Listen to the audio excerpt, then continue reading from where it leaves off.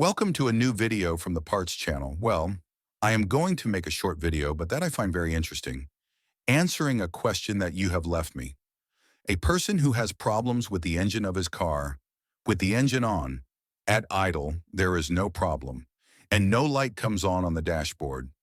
But when you start accelerating, the battery warning comes on the dashboard, and if you go out on the road after a while he stops car engine and asks, let's see where the problem could come from. Let's see there. The problem, most likely, is that it comes from the alternator regulator. While it is idling, it can handle the demand for electrical current that the car requires. But when accelerating it, the car demands more electrical current, and then that battery-shaped light comes on because the alternator, through the regulator, is not capable of supplying that extra voltage that it needs. And then the car is also using the battery charge, which is why the battery ends up being discharged. Battery in the engine stops. I already said that here. The problem most likely is caused by the alternator regulator. It should be checked. Well, here you have this short video.